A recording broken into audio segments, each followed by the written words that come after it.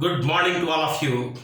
Tenses की second class में आज हम अध्ययन कर रहे हैं जीरो लेवल के विद्यार्थी धैर्य बनाए रखें। अब मैं उसके आगे चलूंगा जो आपको पिछली कक्षा में टेंस की फर्स्ट स्टेज में सिखाया था। टेंस की फर्स्ट स्टेज में बच्चों आपने सीख लिया था प्रिय विद्यार्थियों, टेंस कितने प्रकार के हो गए? Present, past and future. ये आपके सामने ही है, कोई दिक्कत तो नहीं, पिछली कक्षा में सीख लिया आपने। अब मैं यहां पर दिखा रहा हूं प्रेजेंट इंडेफिनिट। यहां पर कौन सा हो गया?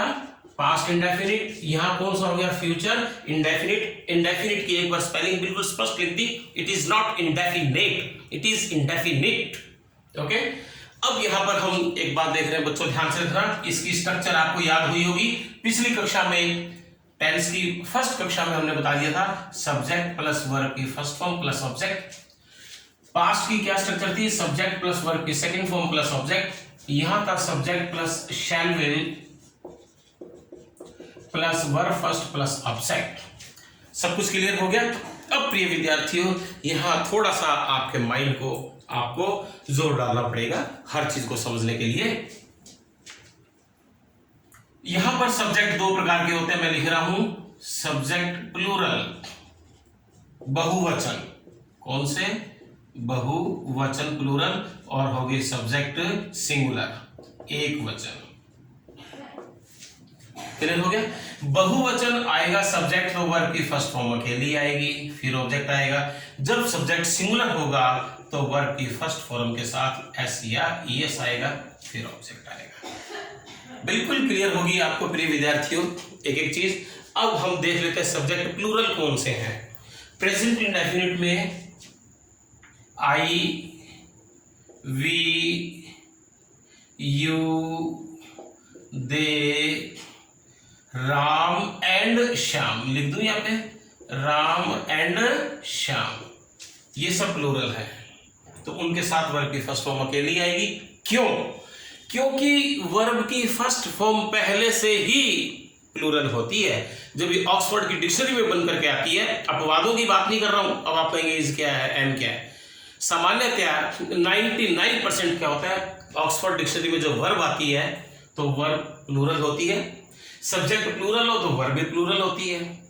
अब एक नई बात है, जब सब्जेक्ट सिंगुलर है, जैसे he, she, it, he, she, it, Ram या श्याम, एक वचन हो गया, सिंगुलर हो गया। तो इन सब के साथ में क्या होगा? वर्ब की फर्स्ट फॉर्म के साथ में एस या ईएस आएगा, फिर ऑब्जेक्ट। क्यों? क्योंकि फ्रेंड्स ध्यान से सुनो, जब सब्जेक्ट सिंगुलर है तो वर्ब भी कैसी होनी चाहिए? सिंगुलर। वर्ब के पीछे एस या ईएस लगा करके वर्ब को सिंगुलर बनाया जाता है। नोट कर लें आप, ये एमए, आरएस, आईएएस में बैठने वाले बच्चे इस चीज के अंदर गलती कर देते हैं। वर्ब पहले से प्लूरल होती है, वर्ब को सिंगुलर बनाने के लिए उसके अंदर क्या करते हैं? एस या ईएस लगाते हैं। और सब्जेक्ट कैसे? ही, शी, इट, राम, श्याम, ये सारे के सारे सब्जेक्ट सिंगुलर हो गए, तो वर्ब की फर्स्ट फॉर्म के पीछे एस या ईएस लग गया, और ये क्या हो गया? ऑब्जेक्ट साथ में इसके। अब हम पास्ट इंडेफिनिट की बात करें, पास्ट इंडेफिनिट में कोई लफड़ा ही नहीं है, सबके साथ में कोई सब्जेक्ट सिंगुलर होगी, सब्जेक्ट प्लूरल होगी, सबके साथ में वर्ब की सेकंड फॉर्म आती है। अब हम चर्चा कर रहे हैं फ्यूचर इंडेफिनिट की। फ्यूचर इंडेफिनिट में यहां से बिल्कुल साफ साफ लिख रहा हूं, आई और वी के साथ तो क्या आएगा?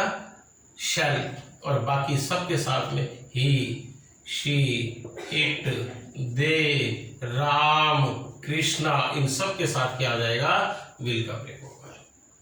अंडरस्टैंडिंग? और उसके बाद में ऑब्जेक्ट का प्रयोग आ जाएगा। विद्यार्थी यहां तक समझ में आ गई आपको अच्छी तरीके से बात? अब मैं इसका एक थोड़ा सा और रूप आपको विस्तृत रूप समझाने जा रहा हूं। अब आप थोड़ा ध्यान से समझिएगा, बहुत अच्छे तरीके से। आपको थोड़ा नेगेटिव सेंटेंसेस की तरफ चल रहा हूं। अभी मैं प्रेजेंट इंडेफिनिट, पास्ट इंडेफिनिट और फ्यूचर इंडेफिनिट यही क्लियर करूंगा आपको सारे इस क्लास के अंदर। बहुत अभी एक्सटेंसिव विस्तृत स्टडी होगी, एक एक चीज इतनी अंग्रेजी में सीखने को मिल जाएगी, कहीं भी जाने की जरूरत नहीं पड़ेगी आपको, परेशान होने की कोई जरूरत नहीं है। यहां पर हम देख रहे हैं सब्जेक्ट आ गया, सिंगुलर प्लूरल के अनुसार बना देंगे, कोई दिक्कत तो नहीं आ रही किसी प्रकार से, ठीक है। तो यहां पर हम अब दोबारा से बता रहे हैं बहुत अच्छा डिटेल में। सब्जेक्ट हो गया, नेगेटिव स्ट्रक्चर बनाने के लिए या तो डू नॉट लगाएंगे या लगाएंगे हम डज नॉट और वर्ब की first form object. Concept clear होगी। पास्ट इंडेफिनिट का नेगेटिव बनाने के लिए हम क्या करेंगे, सब्जेक्ट हो गया या डिड हो गया, डिड के बाद में नॉट हो गया, नॉट के बाद वर्ब की फर्स्ट फॉर्म ऑब्जेक्ट हो गया। क्लियर। यहां पर नेगेटिव बनाने के लिए हम क्या करेंगे, सब्जेक्ट आ गया, शैल विल आ गया, नॉट आ गया, वर्ब की फर्स्ट फॉर्म आ गई, ऑब्जेक्ट आ गया, वर्ब की फर्स्ट फॉर्म ऑब्जेक्ट। बहुत अच्छे तरीके से क्लियर होगी। अब आपको प्रिय विद्यार्थियों समझना पड़ेगा कि डू नॉट किसके साथ है, डज नॉट किसके साथ। बहुत सिंपल सी बात अभी मैंने डिस्क्राइब की थी जस्ट 1 मिनट बैक। क्या मैंने चीज डिस्क्राइब की थी, जब सब्जेक्ट प्लूरल होंगे, आई को प्लूरल माना जाता है प्रेजेंट इंडेफिनिट में, आई वी यू दे, जब ये सब्जेक्ट होंगे तो किसका प्रयोग होगा, डू का प्रयोग होगा। राम एंड श्याम, मान लीजिए 2 सब्जेक्ट है तो ये भी एंड से जुड़ने पर डू होगा। He she it, he she it, Ram अकेला एक नाम, ठीक है, तो इसके साथ में किसका प्रयोग हो जाएगा, डज का प्रयोग होगा। और फिर नॉट वर्ब की first form object. Past indefinite के अंदर बहुत ही एक प्रश्न इसके ऊपर हर हालत में आता है, आप ध्यान रखना। सब्जेक्ट हो गया, डिड हो गया, नॉट हो गया, वर्ब की फर्स्ट फॉर्म होगी, ऑब्जेक्ट हो गया। तो यहां पर क्या है, डिड हेल्पिंग वर्ब का काम कर रहा है, डू की सेकंड फॉर्म क्या है, डिड। लेकिन एक नियम है कि जब एक बार हेल्पिंग वर्ब के रूप में सेकंड फॉर्म आ गई तो यहां पर दोबारा से वर्ब की सेकंड फॉर्म नहीं आएगी, वर्ब की फर्स्ट फॉर्म आएगी। इसलिए structure subject plus did not plus verb की फर्स्ट फॉर्म प्लस ऑब्जेक्ट। मैंने डबल टिक लगा दिया है। डिड के बाद हमेशा वर्ब की फर्स्ट फॉर्म आती है।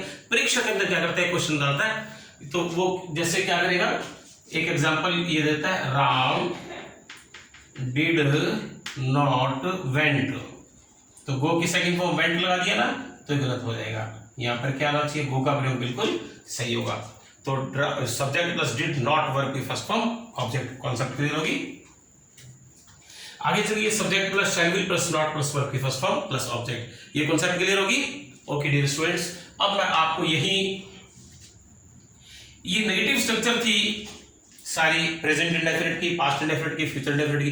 अब मैं इस स्ट्रक्चर को आपके सामने इंटरोगेटिव में बदलने जा रहा हूं, interrogative with the help of helping verb.